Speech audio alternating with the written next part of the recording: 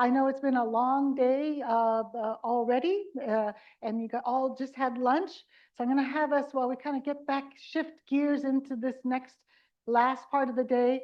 I want to have everybody take a deep breath in, raise your hands up, and then breathe out. We're just going to get relaxed before we get started in this next half. There was so much great foundational information about dementia and the diseases that cause dementia this morning, possible treatments, and ways to support both you as a caregiver and the person. So I will be referring back to the presentations we had earlier. But in our time together, I want to look at what's changing in the brain over the course of the disease process, and looking not just at what's lost, which is really important, but what remains and how we can get connected. And you can see I came out from behind the podium. I'm supposed to stay on this side. But we're going to be using our bodies, because together what we're going to try and do is take our kind of academic understanding of dementia and try and put ourselves in the bodies and brains of people who are living with brain change and see the world through their eyes, how they perceive it, how they perceive us as caregivers, and how they perceive the environment, to see how we can best support them. Because once we're able to, best we can, see the world through their eyes and brains, then we can see, oh, that's why he misses the toilet all the time, or that's why she's asking the same question over and over again. And once we can have that understanding, that kind of aha moment, then we can make adjustments. We can change things about our approach, the environment, whatever we need to make adjustments to. So I'm going to go forward here.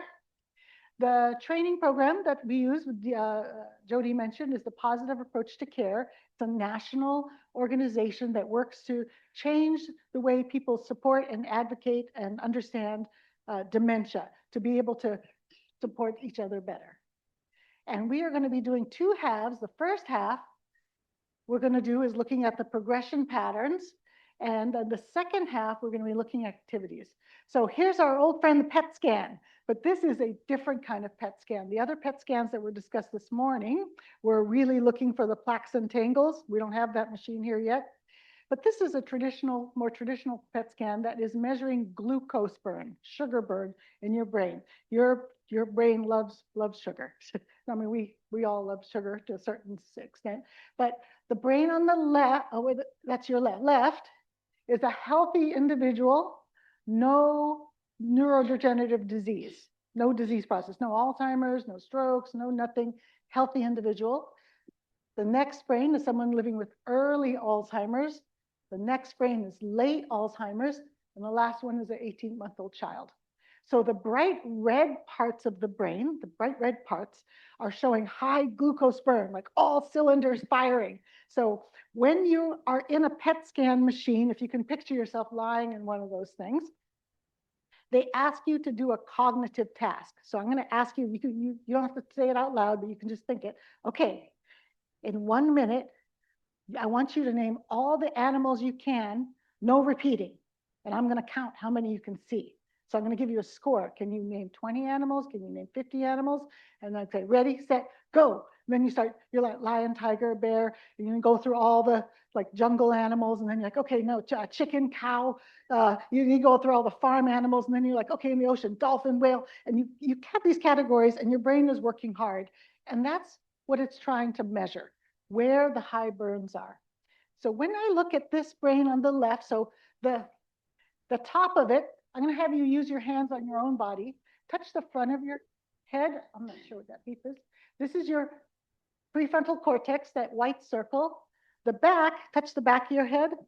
That's the occipital lobe where you process vision. And then in the center, you can kind of see the hippocampus and the amygdala there. I want to focus on the front and back first. When you look at the healthy adult, these two are the same age. What do you notice about the red? It goes all the way down to blue. What do you notice about the color patterns between the first one and the second one? there's less red, right? There's less red. Any particular areas you notice that it's more dramatically less red? Okay, somebody said, yeah, the front, look at that, early, right? And then the back too, and on one of the sides, so it's not just shrunk all along. There's some parts that are more dramatic than others. When I do these trainings for professional caregivers, like at Hale Kuʻike, this early, when I say early, they're not living in a care home situation yet. They might be at home, might still be working, they might still be driving. And this front, touch the front of your head here again. This is your prefrontal cortex. This is your grown-up part of your brain that allows you to have good judgment, impulse control, make choices, take in data and come to a reasonable conclusion. All those things here. So we are not born with this intact frontal lobe. If you look at the baby, right? So babies, and how are they on like good judgment and safety awareness and all those things? No, everybody's shaking their head, not so good. How about teenagers? No, they look like grown-ups, but they're not. Their frontal lobes are not fully developed. And girls maybe 18 to 20, they might be fully developed. And then boys, sorry, later, 25, maybe 20. But that's normal, it's natural. So we're not born with this brain on the left. We grow into it. And one of the early things that we might see might not be memory changes for people living with dementia, but we might see changes in judgment. Having trouble, I'm giving my money away. I'm letting strangers in the house. I can't make decisions. I'm paralyzed by decisions, things like that. So it's not all about memory. And then, which we talked about this morning too. And then the late changes, what do you notice about the difference between the first two and the late one? Hardly any red, but is there some? Yeah. I've changed a lot. If I am this brain, I have changed a lot. I'm make sure I'm still in the frame. The disease process has changed my brain. Brain cells are not processing glucose, as you can see, but I'm still there. I'm different, but I'm still there. And if you look at an 18-month-old child, what do you notice about those two brains? Similar, right? So there are many, many things an 18-month-old child can't do. They can't speak very well. You know, they say the wrong word. They're incontinent. They have to wear diapers, right? They have no safety awareness. They just grab anybody's stuff, right? There's a lot of things that are challenging, and they require, who's in charge of safety with an 18-month-old? Yeah, you got, not them, somebody else. Somebody else is in charge. But can you connect to an 18-month-old child, even though they might not speak full sentences? Yeah, absolutely. Do they have things that they express to you? Yes, they do, right? There's a lot that they can still do. No one looks at an 18-month-old child and says, oh, poor thing, you know, I don't know why I should spend time with them. They can't do very much, and but we have that same feeling about people in late stage dementia, because it is heartbreaking how much is lost. But what I want us to look at today is what still remains and how we can get connected, because there is still life to be lived, and life that can be lived well with this change. The diseases that cause dementia are no different than diseases that attack other organs: heart disease, lung disease, kidney disease. But having heart disease, lung disease, kidney disease does not make me a lesser person. It makes those organs not work very well and may lead to my death, most likely, if I have serious diseases, but it doesn't make me a less worthwhile human being. And so that's what we're going to explore together. And we'll look at a quick brain. So we looked at the PET scans. These two individuals obviously have passed away. They donated their brains for us to learn from. The man on the left was about 70 years old, no neurodegenerative disease. So his PET scan would have looked like the far left one. He passed away in a car accident. The man on the right, same age, passed away 10 years after a diagnosis with Alzheimer's disease. And we know from Dr. Masaki's presentation, how late people get diagnosed, right? Sometimes it's not diagnosed till it's this severe stage. So he likely was living with Alzheimer's before he was even diagnosed. One thing to note, this man's skull circumference is the same as this man. So if I could draw, I don't think this has a pointer, but if I could draw a circle around that brain and then the same size circle around this brain, what do you notice about the two brains? It's a lot of spaces between. I see hands going like this, shrunken. There's actual cells shrinking and dying. So this corresponds to those graphs we saw this morning of cognitive function, right? Things like that. And Dr. Masaki mentioned with strokes, maybe it's stepwise. But between this and this, there's often a lot of time, possibly decades. I want to bring someone who is very close to me. I've had many people in my family with dementia. One of them was my grandmother who helped raise me. She had Alzheimer's disease, and then my father had stroke-related dementia, vascular dementia, and my father-in-law had Parkinson's-related dementia. Three very different individuals, different diseases. They very, very different for each of them. But my grandmother with Alzheimer's disease was someone, aside from the gift of being raised with her, I knew her when she had a healthy brain all the way through her end of her life when she passed away at home under hospice care. When I look in hindsight, and her name was Dorothy also, I was named after her. When I look in hindsight about when the first Alzheimer's symptoms came up, and I didn't know what anything about that was at the time, it was probably around 1987. It's a long time ago. And we thought that's just what happens when you get old. Grandma's, senile. You get old, you can't remember anything. That's just how it is. We didn't understand anything about dementia. But I got to be with her all the way through the journey at the end of life. So I'm going to share with you about my grandmother, Dorothy, and what things we got to learn from her together. So there were mentions of different scales. Today, we're going to be looking at a dementia scale that we use at the Positive Approach to Care, which is called the GEMS scale.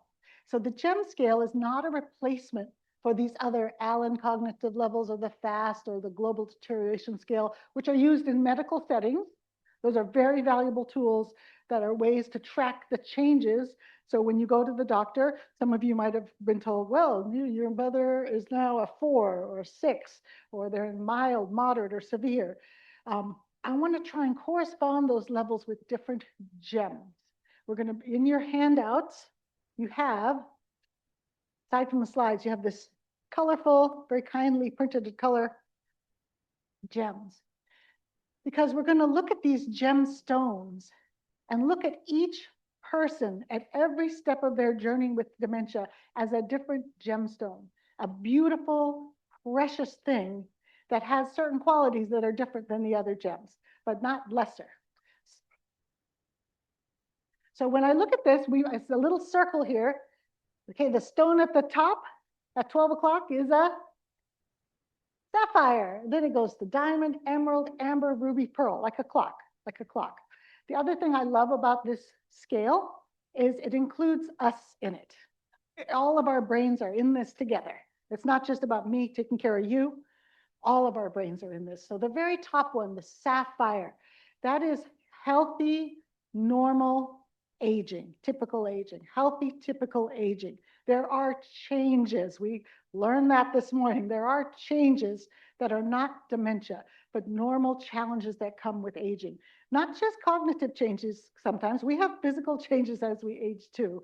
So I might not run as fast as I did when I was 20. It's also going to take me a lot longer to learn how to use this new, app, or they change something on the TV. It's going to take me longer than my 20-something-year-old kid to learn how to do that. And take a deep breath. That's okay. It's okay. It's okay if it takes a little longer. It doesn't make you less, even though young people will want to jump in and say, hey, just give me that phone, I'll do it for you. But no, it's okay. But going through the different changes, the diamond and the emerald are the earlier stages, and then the amber going to ruby a little bit is the middle to late stages, and then the pearl is close to end of life stages. So we're going to look at each one of these, and we're going to look at the gemstone and what corresponds to the changes you might be seeing. So starting with diamond, you'll notice here it says repeats, routines, and cutting. But when you think about diamond, the stone, some of you might, I'm not wearing a diamond today, but some of you might be wearing a diamond today. When you think about the stone, the diamond, what qualities of the stone come up in your mind? It's really sparkly, right? It's really shiny. It has all those facets that can really shine off. Yep. What else about a diamond? It's hard. It's the hardest of all the gems. It actually sets the scale for all the others. So everything is related to how hard a diamond is. In the industry, it's used for cutting, right? It's that hard. And then how about money-wise? It's expensive, right? So people in the early stages, I'm going to go, wait, hold on. I'm going to go forward a little bit. Here we go. Okay. People in the earlier stages really can shine. They have a lot of facets. Many people around them might not even realize that they are living with some kind of brain change, whether maybe it's MCI or early stage dementia, because in short settings, I seem fine and I can do a lot for myself. But if anything changes for me, a change in my routine, this is not where I normally sit when I go to, family dinner, or this is not, then I become very rigid and flexible and stubborn. And some people call me crabby or mean, because I will tell you exactly what's wrong with this situation and what's wrong with you. It's like, oh my God, she's so cutting. She's so hard, so rigid. I also may become very obsessed with money. I don't have enough money. I don't know how I'm going to pay. Someone's going to be stealing my money. I start to really focus on money. And when we think about those things, so I'm living with a changing brain. And if things remain the same, I can still navigate my way through life. But when things change, it causes a lot of stress. And when I feel like I have enough money, when I know exactly what's going to be coming next, I can relax. So I'm constantly trying to relax my brain by focusing on those things. So this is also the stage where you might start hearing that repetition, the repetition of questions, repetitions of stories. So my grandmother, when she lived with us, she used to go to an adult day program, and a van would come and pick her up every weekday at 10 o'clock. Anytime she wasn't either in the van or at the adult day program, she was worried about when the van was going to come. So that was the complete kind of fixation. So in the morning before the van would come, she'd come out of her room. What time is the van coming? 10 o'clock, Grandma, 10 o'clock. On the weekends, when's the van coming? No, not today. It's Monday, Grandma, 10 o'clock, 10 o'clock. So what are the kind of things you think we did to help her remember that the van comes at 10 o'clock? Aside from telling her every time. What might we have put up in her room? A big, giant Alzheimer's clock, like really big, right? How about big sign with a picture of a van? Your van comes at 10 o'clock, right? And those things really did help for a while. She might look in her room like, oh, okay, van 10 o'clock. But as her brain changed, that brain starts, she couldn't hold on to that. And she would come out over and over again. And I remember clearly at one point, we're only human, when my grandmother came out probably for like the 20th time out of her room, and my mom and I were sitting at the table. And before she even said anything, my mom and I turned around and said, 10 o'clock. So rude, right? But we thought that if I keep telling her, it's going to stick. Despite all the evidence that showed it's never going to stick. So in that moment, when we turned around and said 10 o'clock, it's like time stopped. And my grandmother said, why are you so mean? And then everybody's crying. My mom's crying, I'm crying, because we're not mean people, but who else was stuck? My grandmother was stuck in a loop, but who else was stuck saying the same thing over and over again? Me. I think that's the definition of insanity, right? Doing the same action, expecting a different outcome. I, what I didn't understand at the time was my grandmother could not ask that question again. Unless something changed for her, that record, we're all old enough pretty much to remember records getting stuck, and without pushing that in a little different direction, the music can't keep going. It's going to keep repeating, like keep repeating. Now, of course, I work in it professionally, but with my subsequent family members who had similar dementias, as soon as I hear a question a few times, I'm like, okay, they can't not ask this. It's like, oh, I would handle it very differently. Grandma, you're wanting to know what time the van comes. I think it's 10 o'clock, but while we're waiting, can you help me with this? I've got some coffee and cookies here, just while we're waiting. I have to move her from a different place and space, maybe outside, maybe something to move that little record needle over. And it doesn't mean she'll never ask me what time the van comes, but it gives her brain a little bit of a reset to go move forward. And that's a very big challenge. So one of the things we're going to work on today, I'm going to have you take your two hands out after my story with my grandma. So for me, one of these is me, one of these is you, and the other one is the person you're supporting, or my grandma.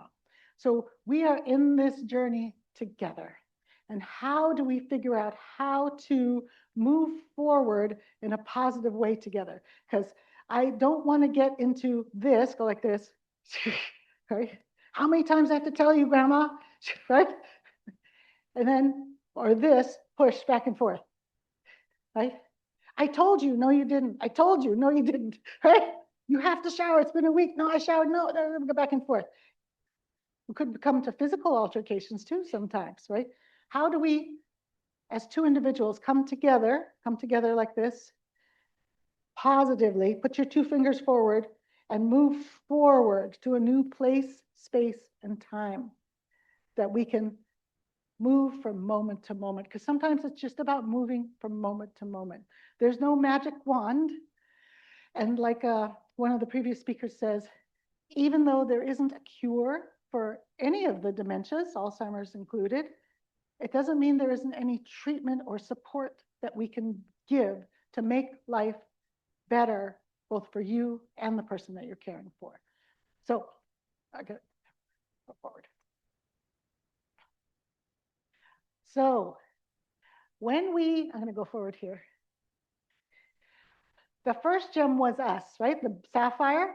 The sapphire was true blue, healthy brain. We're flexible. We can think things through, right? But when we are under stress, like my mother and me, we're under stress. We're just so exasperated with all those questions.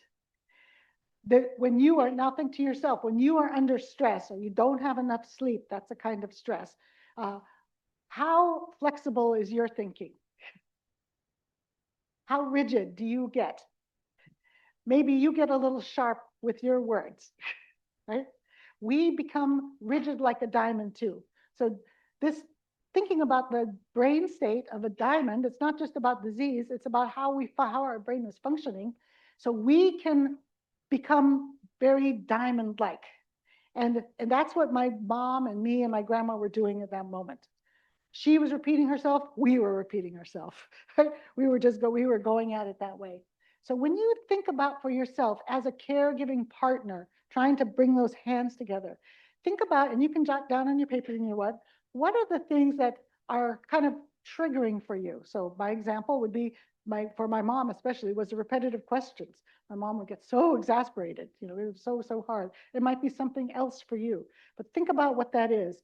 And by thinking about it ahead of time, not when it's happening, thinking about it ahead of time, and it'll happen again, like my grandma would definitely be asking repetitive questions again. Taking a pause, how are you going to take a pause and step back and take that deep breath like we did to recognize what's happening? So giving yourself the grace to, like we did, I said something very rude, right? Or I may even have, sometimes get upset and like, what are you doing? Why? But take that step back. Let's all do it right now. Take a deep breath and take a step back and pause for a moment. And like the Dr. Barry was saying, if they're safe and you're safe, it's okay. It's okay. And maybe you might need a little step outside or a little time in the bathroom, or someone else might have to tap in. But think about it now. And that's what this little sheet and slide is for. Think about it now, because you can practice those techniques before the inevitable raise in tensions. And sometimes, even if we're very, very practiced and very, very skilled with moving around this thing in partnership with dementia, dementia changes over time. So I've got this down now, but something changes. All of a sudden, grandma's coming out with no pants on. It's like, oh my God, you're not dressed to go to daycare. You don't have any pants on. And that's a surprise to me. And surprises are threatening to us as human beings. She never did that before. Now what? What am I supposed to do, right? So that's what this one is here. Okay. The next gem level, emerald. So emeralds, when you look at emeralds, the color generally is green, and green in a stoplight sequence means go. Green means go. And at this level, and also if you think about it compared to a diamond, diamonds are clear and sharp, clear, right? Emerald is colored. So while we might look at someone who's in the earlier stage, very early, diamond stage, and say, oh, I don't know if they have dementia or not. When it comes to this stage, there's no question. I can't hide it. My stone is colored. I am making mistakes. I don't know it, but you all see it. You recognize my mistakes very easily, but I'm not so aware. I'm flawed. And real emeralds, not man-made emeralds, all have a flaw on the inside. And you look in the glass, you can see the flaw. So this is that stage. And this stage, I'm on the go. I might not know where or when, but I need to go. I need to go home. I need to find my parents. What time did the van come? I need to go. My grandmother's like escalated with that. Couldn't stay still. But whatever that means, this place and time is not comfortable to me. Even if it was the home I grew up in or the home I spent all my time in, these are my family. I might not recognize my family. I need to be somewhere comfortable. So has anybody had the experience of someone wanting to go home, heard them say, well, I want to go home, whether they're in a care facility or whether they're at home saying they want to go home? I see a few nods. Yeah. So let's take a moment for a second, because that's a tough one, because either we want to answer with the facts, like you are home or in care homes. You live here now. Your daughter brought you last month. It's like we want to get to the facts, but take a deep breath and think about what home means. Home is a place where you feel how? Safe. What else do you feel? Happy, loved, secure, all those things. My brain is changing. I'm not really understanding things.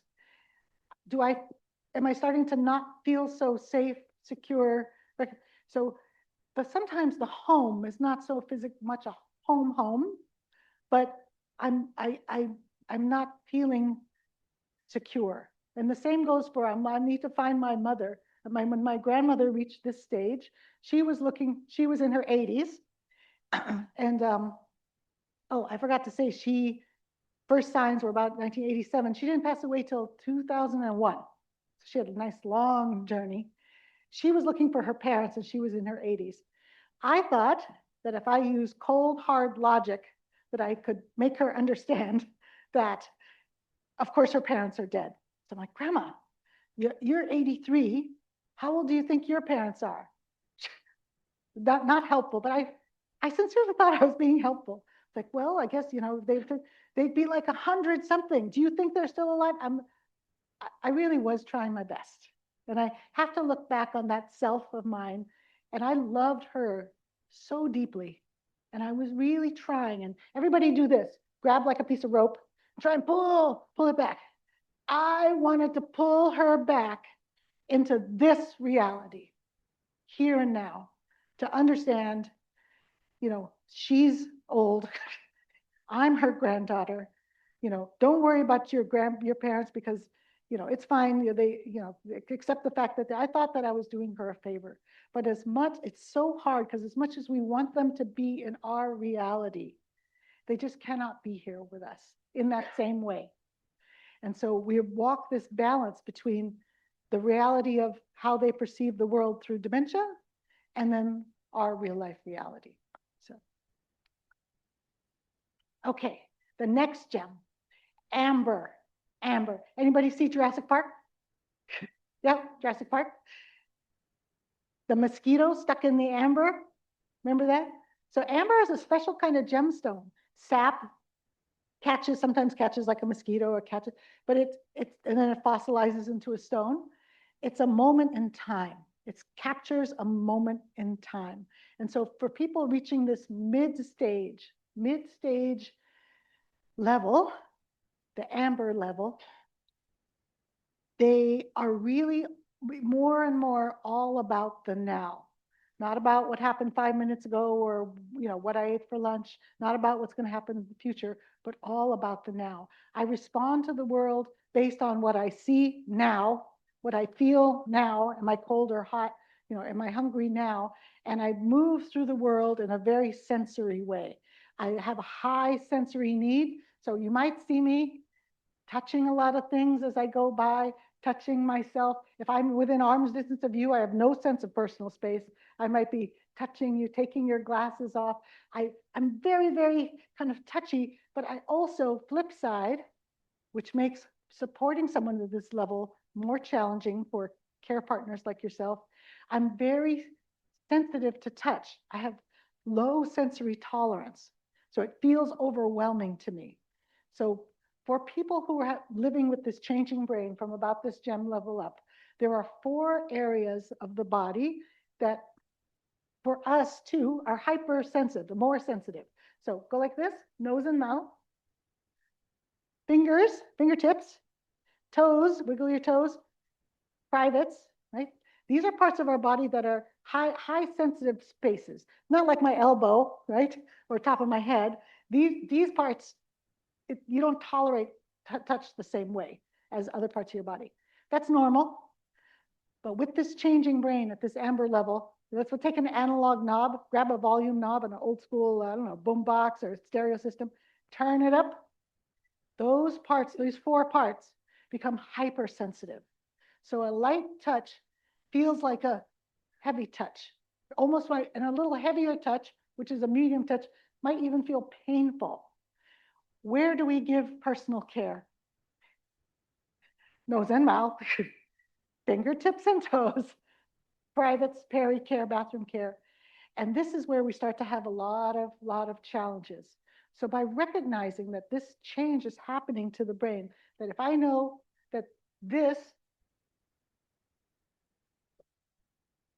my toothbrush, here's me brushing my teeth, kind of normal. You can hear it, right, in the mic? For me, as a person living with dementia, it might feel more like, oh my God, anyone would object to that. Anyone. So we are going to have, their dial is turned up. So take your analog knob again. Now this is your dial, the dial on you. Turn it down. Slow everything down. Slow it down, slow and light, slow and light. Give my brain a chance to figure out what's going on. And also, you're not overstimulating those parts. But we only figure those things out through experience. As like now when I'm brushing my grandma's teeth, it's wincing like it's hurting her, so. The next gem, this is in the later stage. Oh, wait, I forgot. Stoplight color, yellow means caution. Nobody said step on the gas, good. Caution, slow down, slow. So these gems, they kind of help us remember about what's happening with the person, but also for ourselves. This is when we have to slow down and have caution. And then red is stop. Red is stop. So at this later stage, my fine motor skills aren't really working anymore. And I have trouble getting started. So I might be able to stand up, but I'm not able to take the first step. You're like, take a step, Dorothy. I'm like, yep. Okay, come on, take a step. Where are we go? Uh-huh. And I just can't get started on my own. I'm stuck. I'm stopped. If you start maybe singing and marching with me, maybe I'll be able to get going then, but I really, really am stuck. And my skills with my hands, take your two hands, and you got these three fingers here, thumb, pointer, and middle. These are your skill fingers. So if you thread a needle, button your buttons, put on your earrings, these are your fine, busy fingers, your fine motor fingers. And then these two down here, your index, what is that? Ring and pinky. These are your strength fingers, right? So if you pliers, peanut butter jar, doorknob, all dementias. And by the time you get to Ruby, they pretty much got lose skill first, but keep strength. So you'll start to notice even in the earlier stages, I start having trouble maybe picking things up. I might pick them up with my whole hand. This is a spoon instead of with my fine motor fingers. I start to have trouble with the fine motor of my feet. I can go forwards, but I can't go backwards. And if I try and change direction, that's a fine. Think about you. These are my feet. Your toes are doing fine motor work, shifting back and forth like this to backwards. It's complicated. So I start to have a lot of problems with that. And then the last one, Pearl. So this is towards the end of life. And so when you're thinking about Pearl, that's that last PET scan we saw that had the red, the same as an 18-month-old child, towards the very end there. So when you think about a pearl, pearls are found in what? Oysters, right? So let's make an oyster with our hands like this. This is the oyster. This is the oyster. So when you think about an oyster and look at it, what do you notice about the outside of the oyster? It's rough, yeah? It's pretty sharp. How easy is it to open that sucker? No, it's not easy, right? It wants to stay shut. But if you're able to open it, open your oyster a little bit, and you're lucky, who wouldn't think that inside this kind of ugly, there's a picture of it there, kind of ugly, I love oysters, I love eating oysters. Anyway, but kind of ugly shell is something so beautiful. And for people who are reaching the end of their life, with their journey with dementia, the body changes too. There might be very often a lot of weight loss, very thin, kind of bony and sharp. And sometimes it's hard to look at the body when it's changed that much.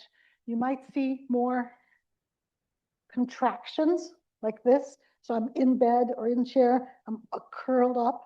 So I'm going to have you do this if you're able to and comfortable to. Cross your legs. Okay, if you can, as much as you can even just do this. Cross your legs. Kind of cross your arms in. I'm going to have you, this is like exercise class, crunch your abs and crunch your head down like this. So all your muscles are turned on. And now try and take a deep breath. Try and swallow.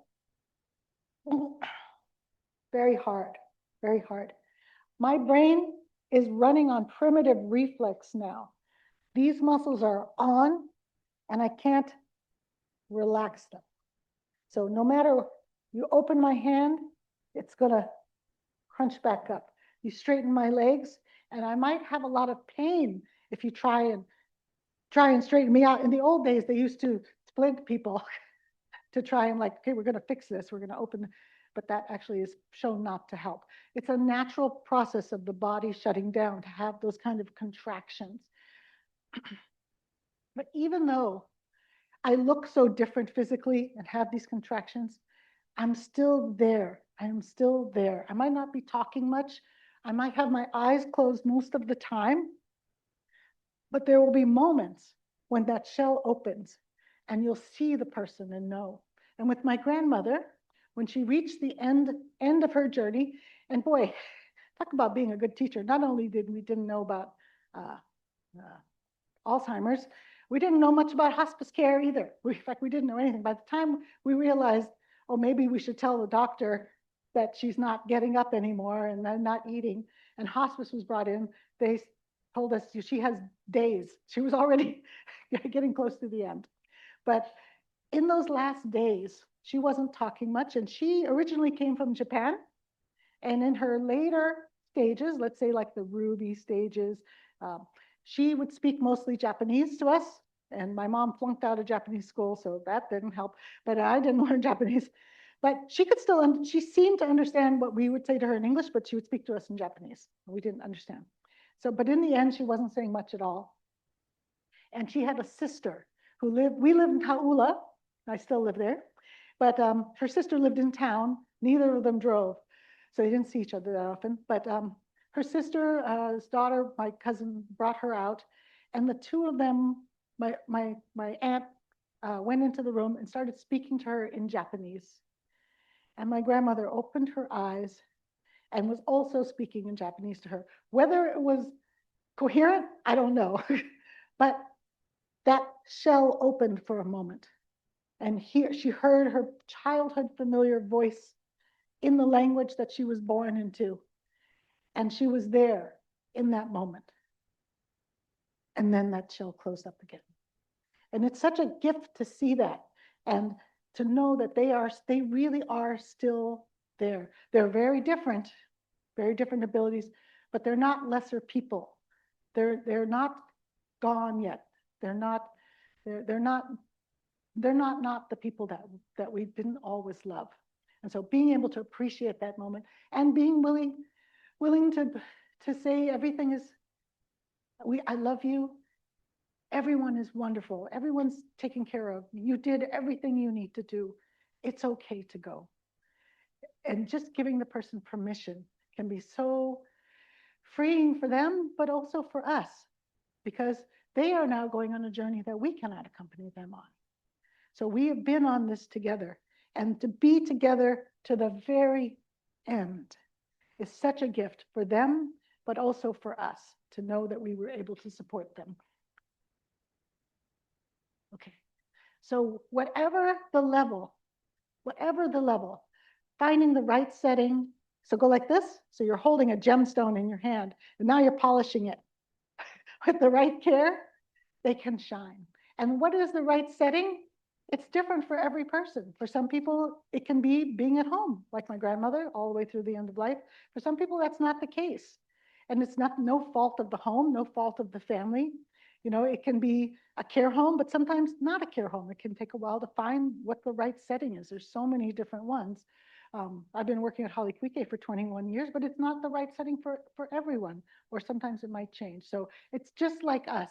Everyone's individual, everyone's changing, including the people that we're supporting. So finding the right setting that can help in this moment. I second Dr. Barry's wholehearted cheerleading for adult day programs. They are underused. It's a huge help for both the person and also for the caregiver. And almost 100% of the time, the person's gonna say they don't wanna go, but that's okay. My grandmother said it almost every day, like, I don't wanna go to that place, it's full of old people. But like the one thing, even though we didn't know what we were doing, we're like, just today, you just go today. Okay, that just for today, just for now. It's not a lie, because today, we're all about the now, just for now. So you might be saying just for now every day, and that's okay. That's okay, because what we want is to find a way for it to be okay for the person you're supporting, right? Okay. So this is the handout. Now, what I want to show you on this handout, I'm going to come over here a little bit so I can see. So these little bullet points are kind of all the things we covered. So these are, you know, what you might notice, what changes. But the next one, this is one thing I really like about this handout, is it's written in the first person from the point of view, if they could speak to you as a Ruby, the Ruby, probably a real life human Ruby state person in dementia level, wouldn't be able to tell you all these words. But if they were, so like the pearl, while hidden like a pearl in an oyster shell, I would still have moments where I become alert and responsive. So again, trying to put ourselves in the bodies and brains of the people that we love and are caring for will help us understand what they're going through, what they need, and what things help and don't help also. Okay, so I'm going to pause here for a second. I'm going to have us do a little bit of a little bit of a stretch before we switch gears. So we spent this time looking at these gem levels and the different stages. But I'm gonna, before we move into the next part, which is about recognizing unmet needs, we can see that it's not simple. It's pretty complicated, because when you look at all this information that I just kind of fed to you relatively quickly about the different gem levels, think about the person too. Each one of your people is completely unique, completely unique. So what their personal history is, what they did for a career, what their personality type is. Are they pretty extroverted, love being around other people, more introverted, like things more quiet? Um, past traumatic events in their lives come to play. Um, and then they each have their own physical health. So maybe I am living with dementia, but maybe I also have, maybe I was also a lifelong smoker and I have COPD. I might have, comorbidities, as they say, that go along with it. I might have a history of mental illness. Yeah. So each person is a completely unique individual. So how are we supposed to take all that in? So what we're going to do is try and become dementia detectives. And I'm going to be giving you a couple sets of tools. And they're tools that you can use to, when you have to go like this, take a time, make a timeout sign. Like, I'm going to blow my whistle. Timeout. So who needs a timeout sometimes? You, caregivers, timeout. Okay. This says challenge behaviors. This is always like the hot topic that gets people in the door. It's like, oh my God, this is like making me crazy. I don't know what I'm gonna do. Take a time out for yourself, because we need to be able to step back. And we need to be able to step back, and we're seeing things that are annoying, risky, downright dangerous, scary, disturbing, embarrassing, all these things that will go like this. Go like this. Take a deep breath. They're going to get your emotions up high. Like, oh my God, she's going to fall. Like, oh my God, she just called that lady fat in public. Oh my God, right? Your heart rate goes up. Your brain stops working very well. So which gem state is that? When you move from a sapphire to a diamond, right? Your brain is on high alert, not working so well. Whew. How do we calm ourselves? And what can we use? What tools can we use to look at, like, why did she just yell in Costco for how fat that lady looks over? Like, she shouldn't be wearing those pants. It looks terrible. Did you see her butt? Like, oh my God, Mom, please. Don't talk like that. What do you mean? It's true. Look. Like, so the more I try and shush her, the louder she's going to get, right? So what do we do? What do we do? So I'm going to have you, the modern renditions of Sherlock Holmes don't do this, but you remember old Sherlock Holmes? He had a hat that had the two brims, the deer hunter, is that what it's called? Deer hunter hat. We're going to put on our detective hat. Okay, go ahead and put it on. Detective hat. You have your detective hat on. Now, again, I have a audience that's close to my age or so. We're in the same generation. Dragnet. Who remembers the show Dragnet? Okay, I see lots of hands. How about Law and Order for the younger people? We got someone so young in the front, not even Law and Order. Detective shows. Before iPhones, what did they use? Little notepad. Notepad is your friend, whether it's your phone or whether it's a notepad, because to be a good detective, you have to notice details. And you notice details in a non-judgmental, objective way, which is hard to do as a family member, because we have a lot of judgment. No, it's okay. We do. Like, oh, she's so stubborn. So we want to take like, Mom did not want to take her medicine today. What's the fact? 9 a.m. Right? Just the facts. The phrase was, but just the facts, ma'am. Right? Wasn't that on Drive? Just the facts, ma'am.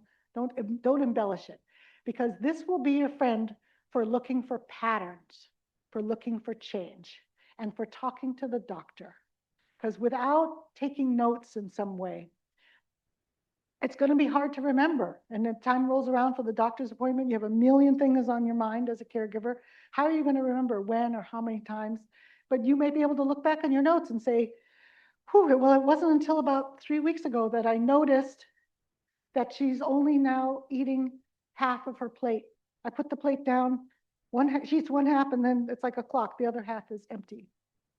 That's a specific notice that you had, that you can document to bring forward. So, and it can be very, very helpful. And now with phones, sometimes doctors will, if there's some like specific, like, my mom is now walking kind of funny. It might be hard to document that in words. You can get a little video to show the doctor. Now there's more electronic communication, but it can be really helpful. Not you have to document every minute of the day, but things that stand out. It's really important. So now somebody, oh yeah, I only have I don't know what, 8-foot range, and I still forget where I put this thing. Okay. So we are good. This whole conference is about challenging behaviors. That's the whole thing. So each of you probably has a different challenging behavior, or one or two, or probably maybe more, that are in mind. So take a moment for yourself and think about, when you think about dementia-related challenging behavior, which one comes to mind? And you can jot it down on your paper. What are some ones that come to mind? If everybody wants to shout one out, that's fine too. Won't get out of bed. Great, that's a good one. Won't get out of bed, won't get out of the chair. Refuses care, won't accept my care. Do you see a pattern coming here? Won't. What else? What else won't they do? Won't go to the bathroom? Won't stop going to the bathroom. Won't stop going to the bathroom. Wants to, like, wants to urgent, so impulse. So that's a repetitive impulse back there. It's like repetitive, and this is like wets the front seat, right? Bathrooming is a very specific thing. I'll take a moment. Remind me, I'll talk about bathroom things specifically, because it's complicated. It's a lot more complicated than we think, going to the bathroom. Yeah, so I'm gonna go to the next screen. Okay, so this is I would say, greatest hits of challenges. So some of the ones that we talked about already earlier in the conference, and also with me, might be on this list. So refusing care, right, is one of them. No initiation, won't get out of bed, won't get, things like that. We talked about hallucinations earlier. So a lot of these, some of these are later, like the contractures, you see that, infections, pneumonias, problems eating and drinking. But we get a little bit stuck in, I think, the most common questions I get around dementia from family caregivers start with, how can I get my person to ... How can I stop my person from ... right? So we're starting with, like, I need to make you stop doing this, and I need to make you do this. So take a breath for a second. How many of you like being told what to do? How do you like being told what to do by somebody you think has no business telling you what to do? Your children, your siblings that either bossed you around all the time when you were young, and don't tell me what to do. As human beings in general, we don't like being told what to do. We like to think it's our idea. And if I can buy into something, even if I'm a little reluctant, I'm much more likely to do it. So if I had someone here that I wanted to get out of the chair, let's say this imaginary person, I want them to get up out of the chair and go to the bathroom. If I start with, it's time to go to the bathroom, you ready? Let's go. Are you ready? What's the answer I'm going to get? No. If you ask a yes/no question, the most likely answer is going to be no. Why is that? Well, if you think about, if I say no, what do I get to keep doing? Nothing. I get to just stay right here, and this lady will go away and stop bothering me. It's the status quo. I don't have to change anything. So for me to get this person out of this chair, I need to have a reason that either I'm more interesting or the thing I'm asking for is more interesting than being here in this moment now. And one really powerful one is asking someone if they can help you. We're so used to, like we talk about caregivers, go like this with me. Give. I'm giving you care, giving it to you, giving it to you, right? Sometimes I don't want your care. Don't give me care. I didn't ask you to give me care, right? So take your two hands. We need to care partner. We need to be partners in this care. Because what am I going to do? Drag them out of the chair? We're both going to get hurt. Maybe I might get a physical altercation. But if I can say something that makes them want to get up, oh my goodness, I could really use your help just for 1 minute. Just for, and then even though I didn't tell him my real reason I want him out of the chair is to change his brief, but just getting him to come with me, because for all of us, the help one, even if we don't really want to help the person, it's really hard to say no. So if someone says, hey, Dorothy, can you help me for a second? And I'm kind of busy, I'll be like, oh, okay, yeah, all right. I might take a breath like, yeah, okay, okay. How long is it? Just a minute, okay, yeah. And I'll still go, because it makes us feel needed. So bringing someone into the process of the care can be really, really important and help a lot. Here it is. Okay, so I want to stop here because when we have those moments like, won't you stop, won't you? This is where you're going to have a partner. If you have someone next to you, great. If you don't, you can imaginary do this. I'm going to imaginary do it. So if you have someone next to you, one person put your hand out like this, and the other person meet the hand. There we go. I see one person there. So you're going to meet your hands like this, like this. Okay, for this moment in time, so you two can do it with each other, Warren and one person is the person living with dementia. Quickly, you get to pick which person's living with dementia. Okay, this is one time you get to pick. The other person is your caregiver. They're definitely giving you care. So caregiver, think of the one thing that you want them to do, like you have to change that shirt. Your brief stinks, whatever it is. You have to take a shower and push their hand and tell them with lots of words why you're right and why they have to do what you need to do. Go ahead. Push, tell them.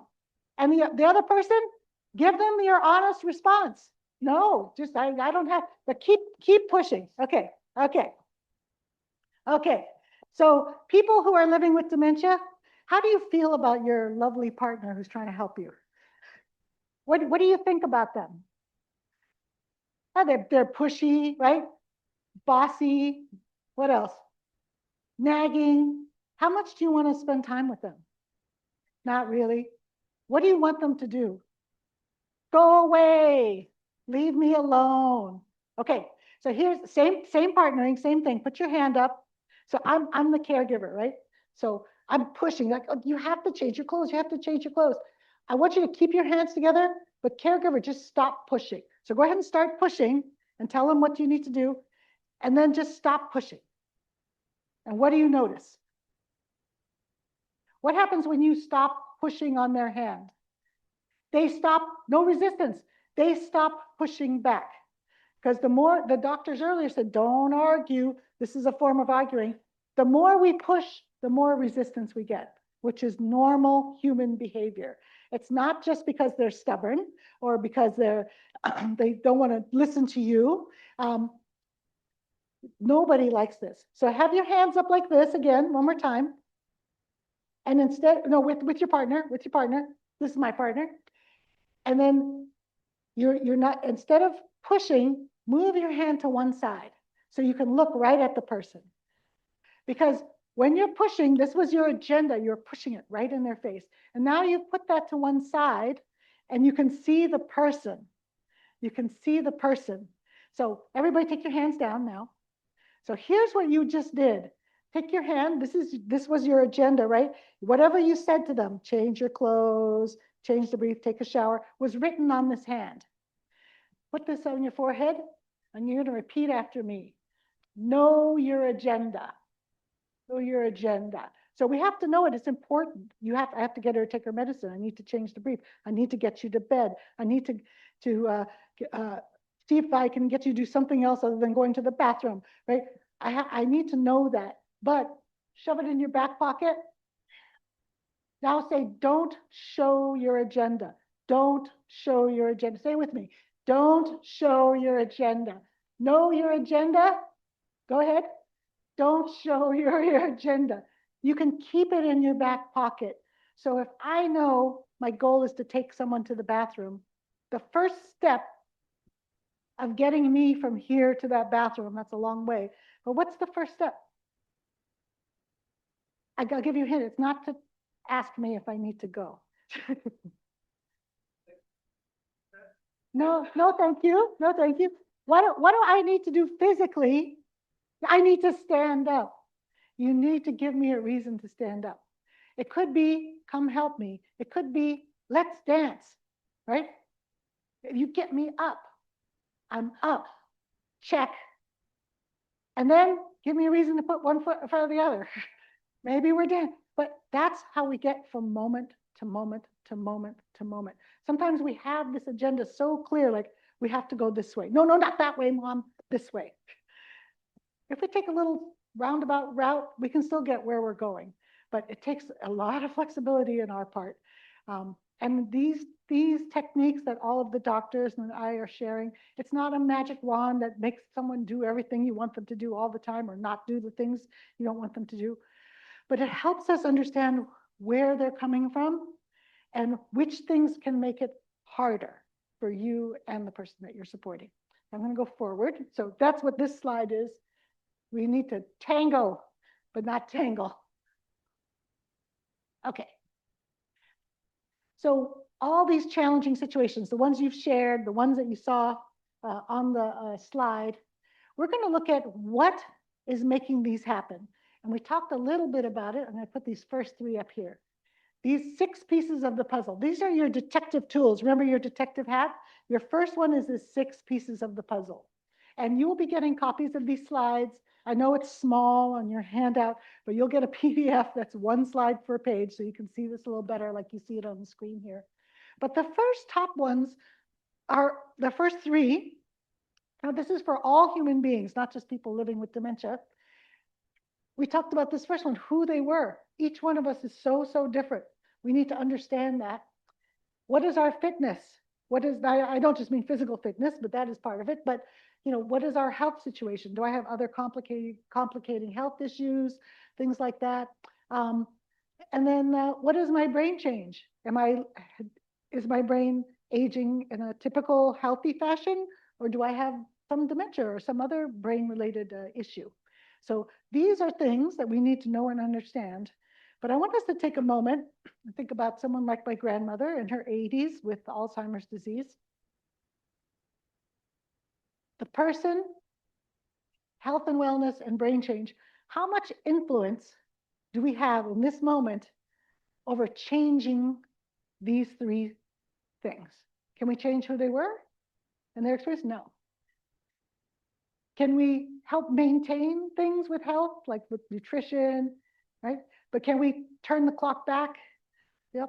The time for preventative is now, as they said, everything, the things that are good for your heart, good for your brain.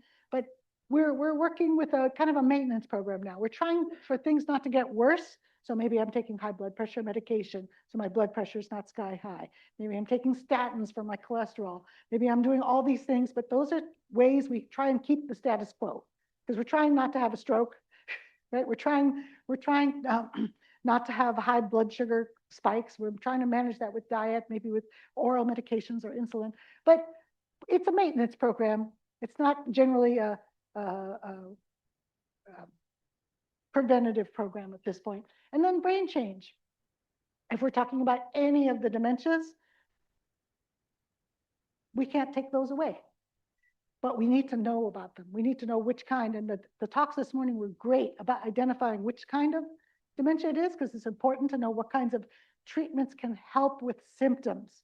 And with Alzheimer's disease in particular, the new therapies, if we can get in there early, then maybe that we can slow the progression. But this is of you and me, care partners in the room. We don't have that much influence over these top 3. But these bottom 3, this is where we have the most influence. Stakeholders. Put your thumb up.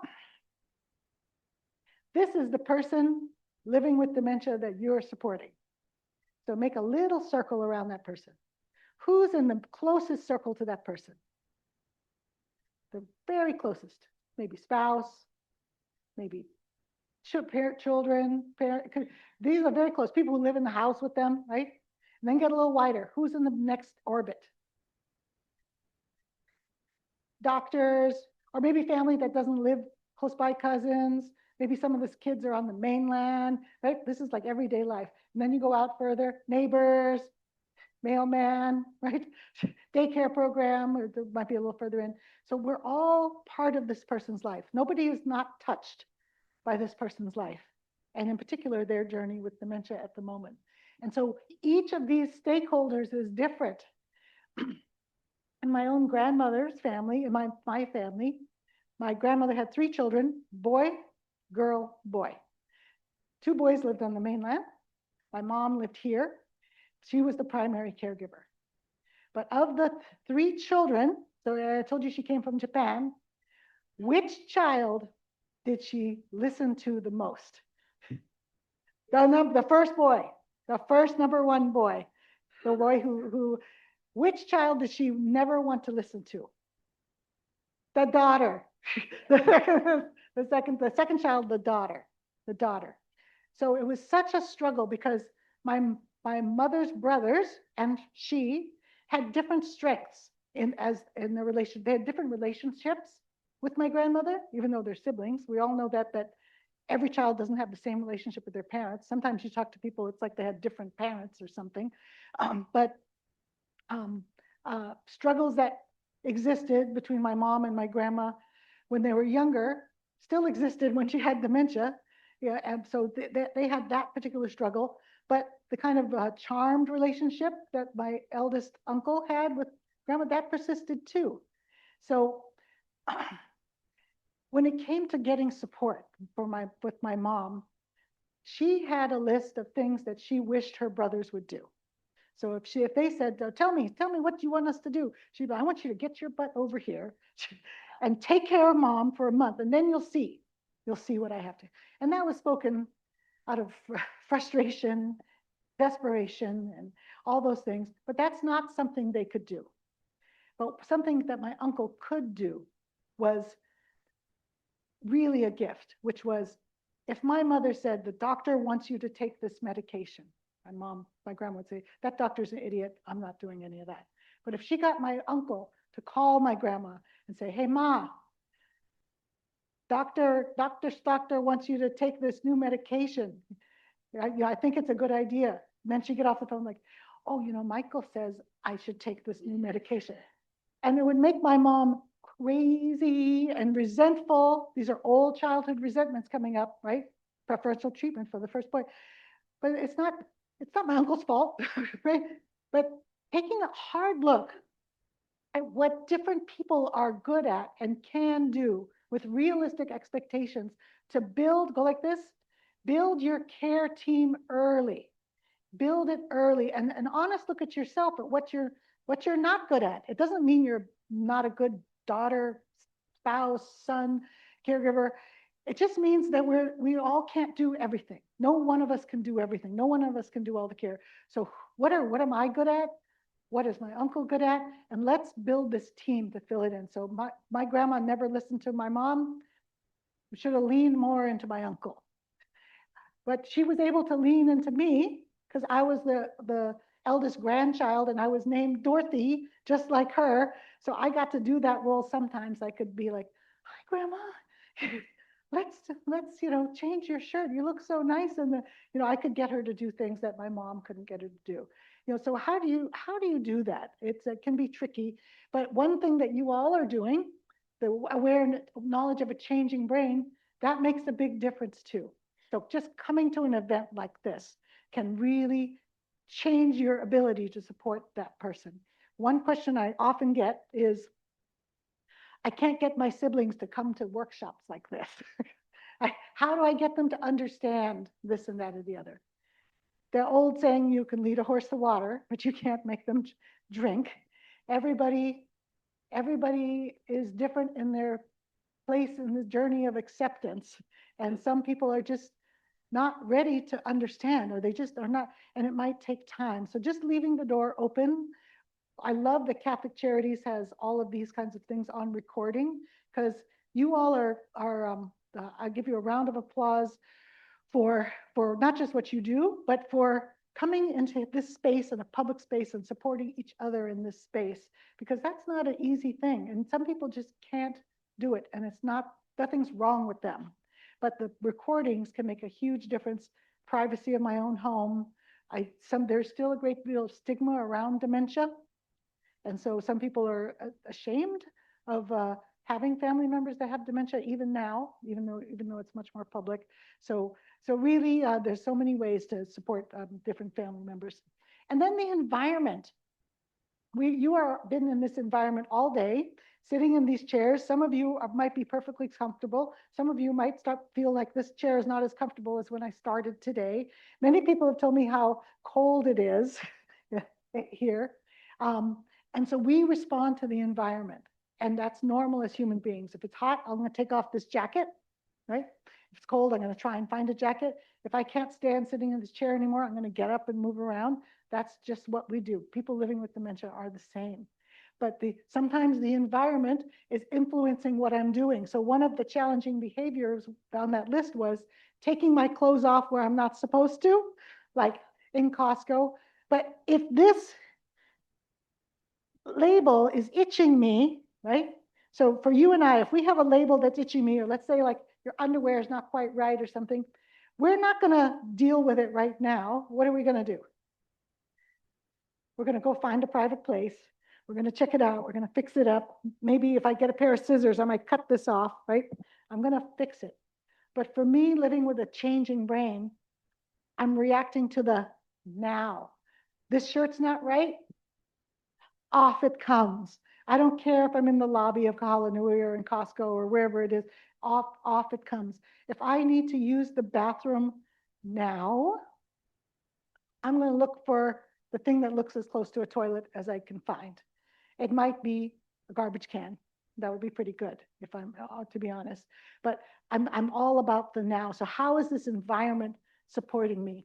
And let me just go to the next one. And then the last one, time. How am I spending my day?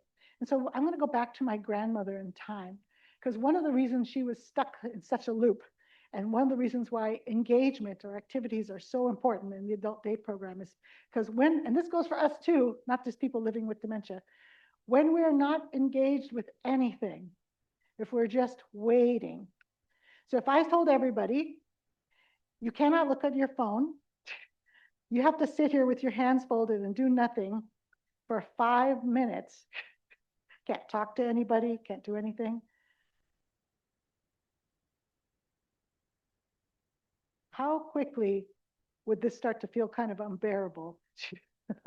How many minutes do you think you'd make it before you might start doing something to occupy yourself, like chewing your nails? We're going to do something. Our brains work. We need to do something.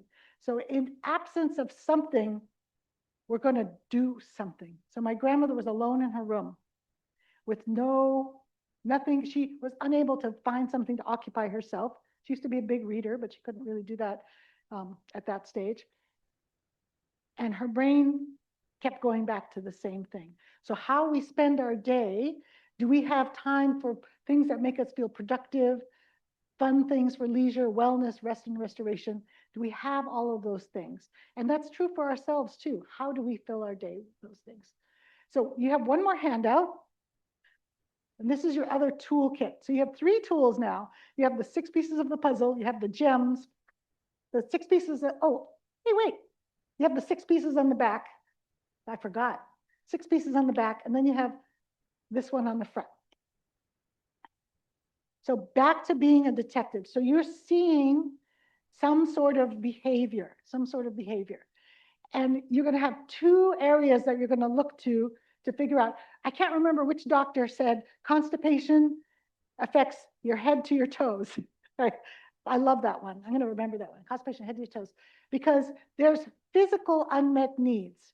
I might be expressing some unmet need and I don't have the words to tell you. So the first one, I'm going to have you do hand motions with me because you always have the handout, so you don't have to write it down. So, okay, go like this, suck them up, like this. Intake, intake. Maybe I haven't eaten or drinking in a while, or maybe I am doing it over and over and over again, and I'm like overstuffed, overhydrated. Maybe I'm drinking so much that you don't realize it, and that's why I go to the bathroom a bazillion times, because or maybe that's why I'm incontinent so easily, because I just tanked this thing of soda, and you didn't realize how much I'm drinking. Or maybe it's something like cranberry juice, which is a bladder irritant, and then that makes you have to go even more. But that intake or thirst, right? We have to monitor, we monitor that.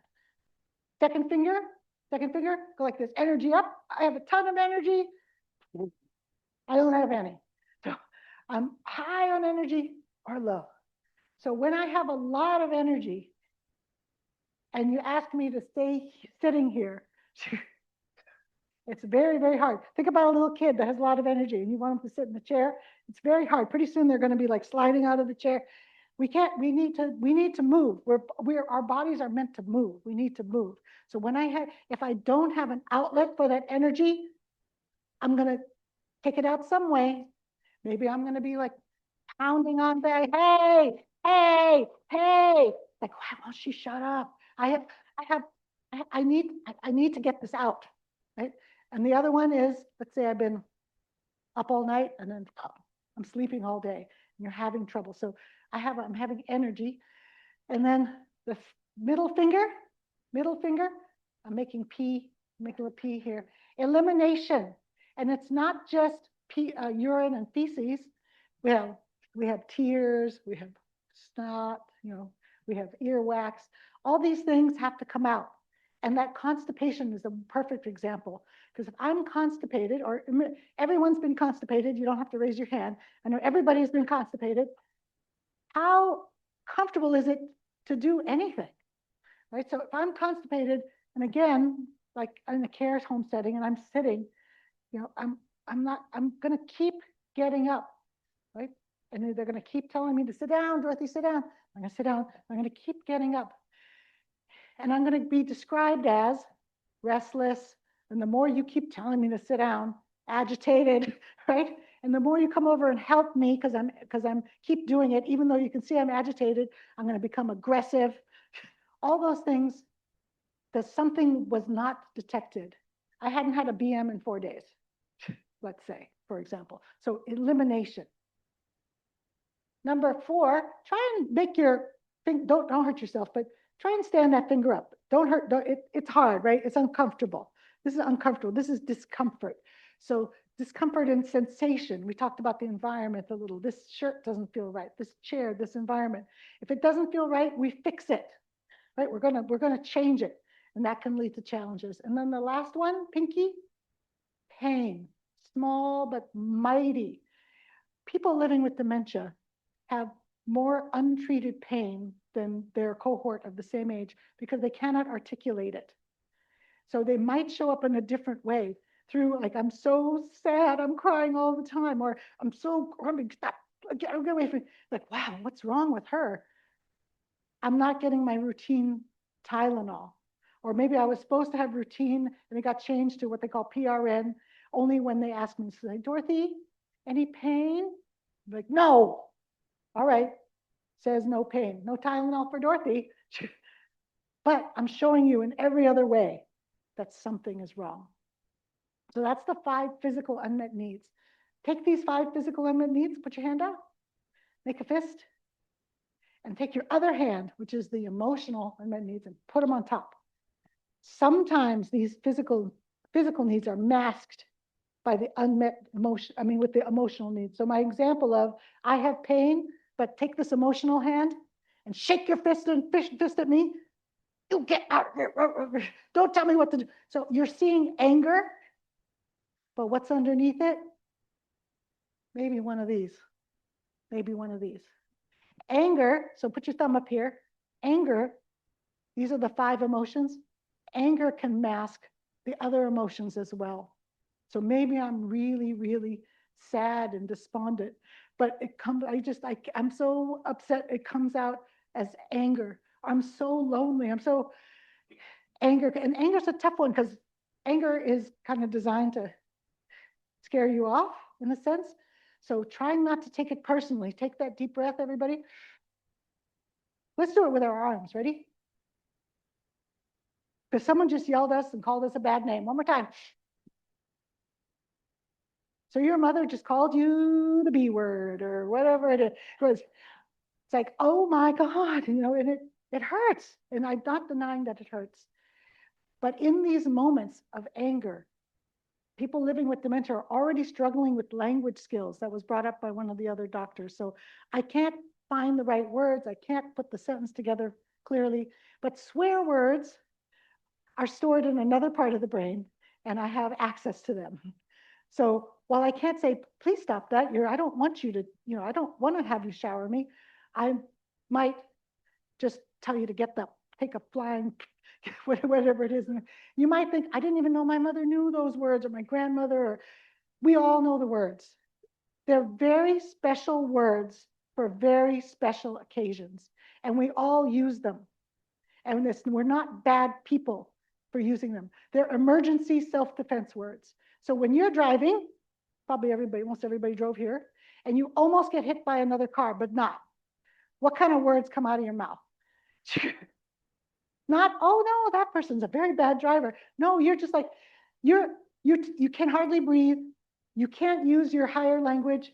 Curse words come out. You drop a can on your foot, right?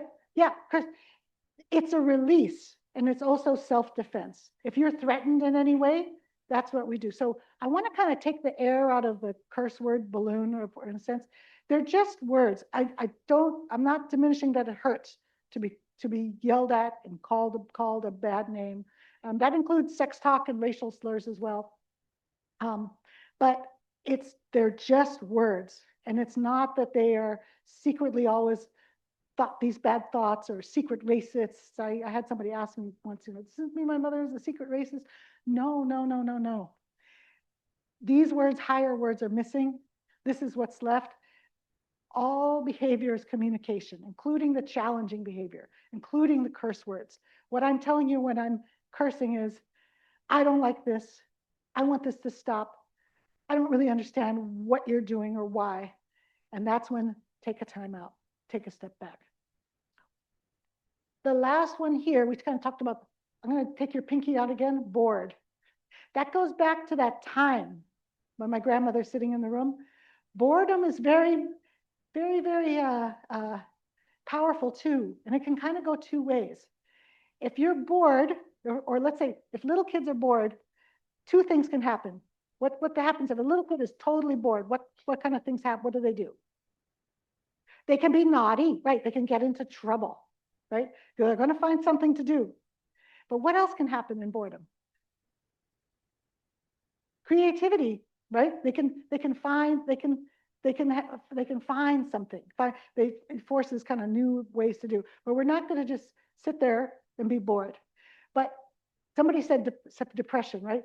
The third, I should be third, is nothing, apathy, depression. So you might see, like when I won't do anything. I just can't do anything. Maybe of course get a full workup about whether they have depression too. But boredom can kind of just stop you in your tracks. We had a resident once, and if there was the slightest, we could have these wonderful activities going. We clear it all away. We're getting set up for the next one. I swear, 15 minutes hadn't passed, and one of the residents says, it's like a goddamn morgue around here. Nothing ever happens. It's like, oh my God. It's like, oh my God, why is she like yelling these, like, we do a great job. We have all the activities.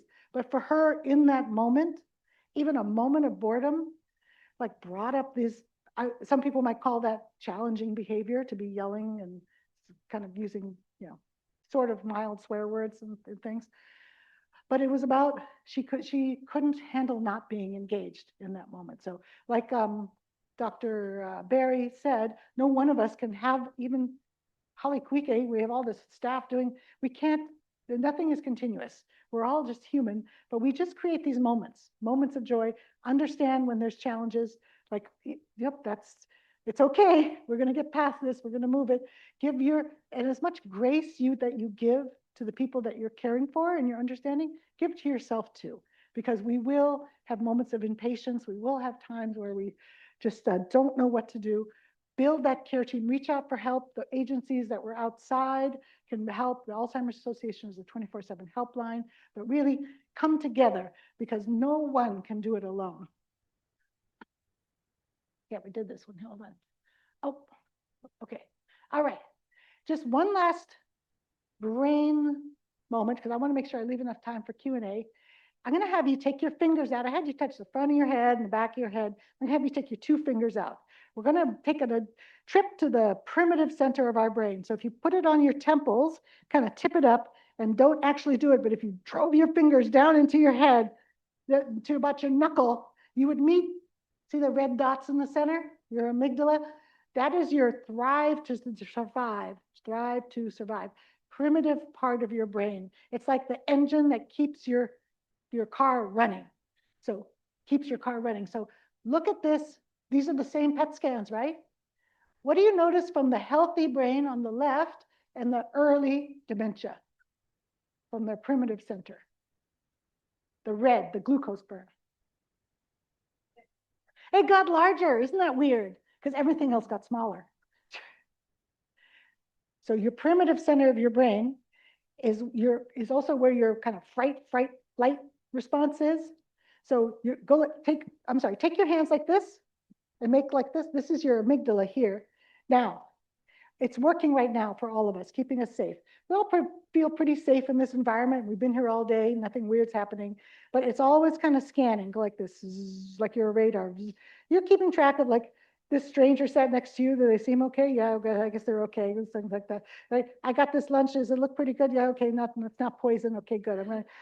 We're good. We're scanning. But when we see something that's sketchy, that we might feel threatened, we get heightened awareness, right? Then we're like, I don't know, until we might have a full fright response at the end. So this brain is changed. This brain is able to take in information, understand what's happening, and say like, okay, not a threat, kind of weird, not a threat, right? This brain, I don't know. I'm more on alert. I'm more like tense. I don't know, that seat doesn't be, that's not how it should be. I don't know, somebody stole my purse. I don't know. This is early.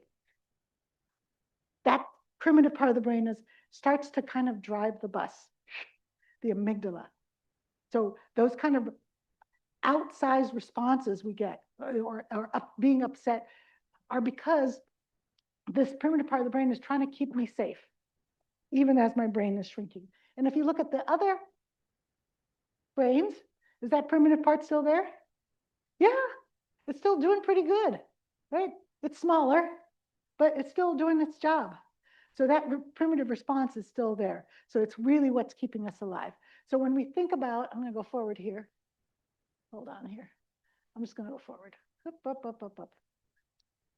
So we have kind of 2 sides of our amygdalas, the fight, flight. And then the other side is I need it now, right? So if I have an urge, I have a need, how much, so we kind of go like this down here, go like this. I want some coffee. I need some coffee. I have to have some coffee. I'm going to kill somebody. No, but it's not just like, this is a little risky. This seems dangerous. This is life threatening, right? It doesn't just it's not always to 10 all the time. Being able to detect in the person, again, you're being a detective, the person living with dementia, when this starts to go up, whether it's with fight, flight, or with a need, like I have to go to the bathroom, it can quickly go to, I'm going to go right now in the car, But it starts a little bit earlier. It starts a little bit earlier. Sometimes that's a quick acceleration. But how do we start to notice so we can meet them here instead of here? And I can tell you in a group care home situation, when you have, or adult day programs, when there's a lot of people, or it's true with any group session, when things are just a little bit up, if they're just quote unquote annoying, sometimes they get ignored because they're only annoying, right? It's only when it starts to be a real quote unquote problem that people intervene. But being able to hopefully try and intervene a little bit earlier can help de-escalate things. So that's another tool in your toolbox. Okay. And one of the very simple things is where we position our bodies. So you can see in the top pictures, if I stand straight in front of you, so I'm going to stand right in front of you here, and I lean in, looking right at you, if someone does that, what does that tell you? What does that feel like? Aggression, right? Who stands in front of you like that and why? Police, oh yes, people in authority positions, right? Right? Policeman, this is a teacher, parent, let's say that's a parent, right? This is a confrontation. But when we move to the side, that's a supportive stance. And one thing I'm going to have you experience real briefly, people who are living with dementia, we saw the brain picture shrinking and all, they actually start to have a kind of tunnel vision. So if you make two little O's like this, and you put them on your eyes, now I can only see part of the audience now, unless I move my head. This is nothing's wrong with their eyes, it's their brain processing. This is the part of the world I'm going to pay attention to. And I can't pay attention to much on the sides. So when someone is right there, right in front, like look at the person behind you's head, it really feels like you're being blocked in. If we can be just a little to the side, it can make a huge difference on how they feel. Remember that fight, fright, flight? When someone's right in front of me like this, my amygdala goes up a little bit, like, what's happening here?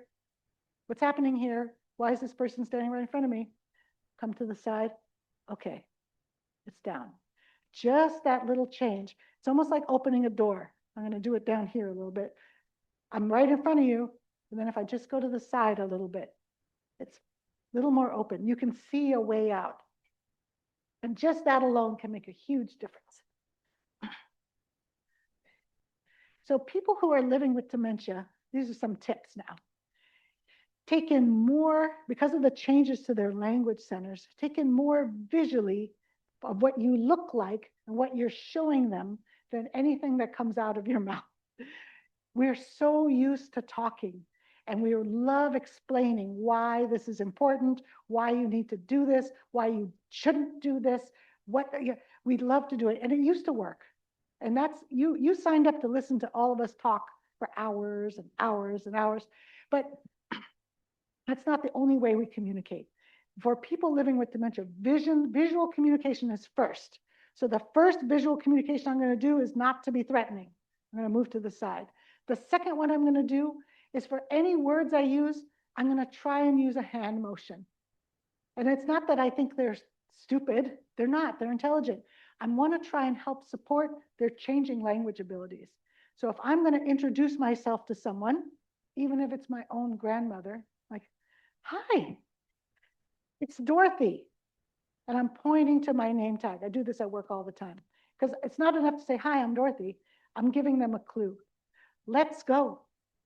Are you thirsty? You can almost pair with anything. Keeping your words short and simple. It's time to eat. Right? I love your hair. I like your earrings. Anything. But you can give that. And it helps their brain connect the dots. So and this goes for all those different gem levels. As we move around the gems wheel, slowing it down. So I might start early on by saying to Vicky, is it Vicky in the front? Vicky, Vicky, Vicky, I love your jacket. Those stripes are great. I love it. That's a lot of words, right? As Vicky progresses, I might say, Vicky, nice, nice. Just simply slow it down. I might even go slower. So we can adjust as things go on. Okay.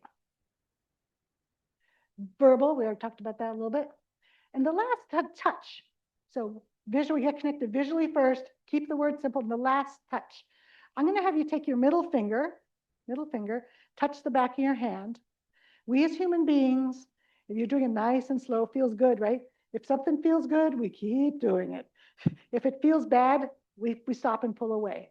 So we need to be mindful of the touch. And we already talked about the areas of the body that are more sensitive, but there are some parts of the body that really love certain kinds of touch. So one of them is palm to palm. Take your two palms, put them together, and just rub your hands together, right? And then switch. So this kind of palm massage, we love it. Human beings, we love it. This is a way to get connected.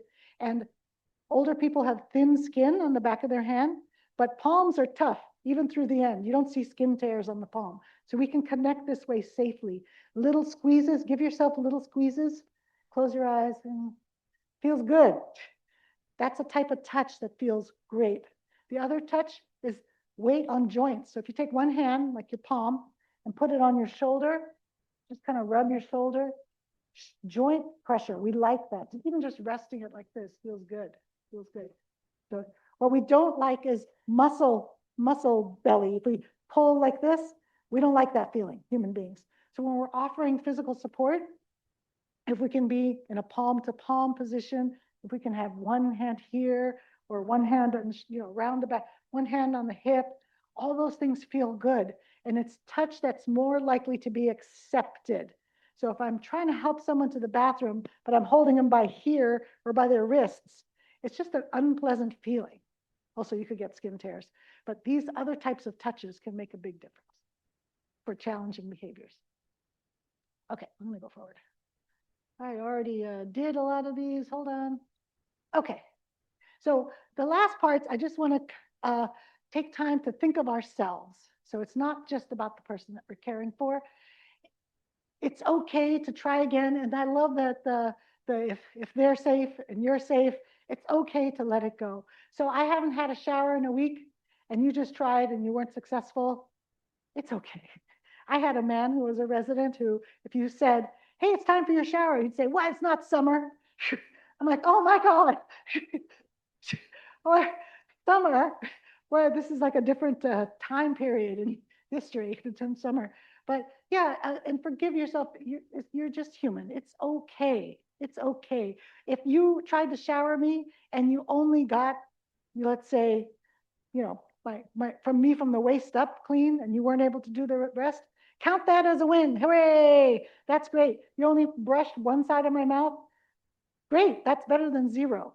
But the more we get into fighting like this, the harder each one is going to get. Okay. Get help. We already talked about that. Daycare. Okay.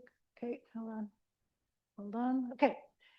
There are a lot of resources online, of course, and locally, so many great local dementia resources, Catholic Charities, Alzheimer's Association, Hawaii Dementia Initiative.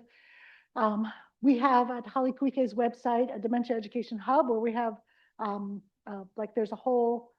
there's two 2-hour workshops about challenging behaviors on there, 2 hours on just the gems, things like that. There's a lot of free videos. There we go. So now I'm going to pause and open it up to questions.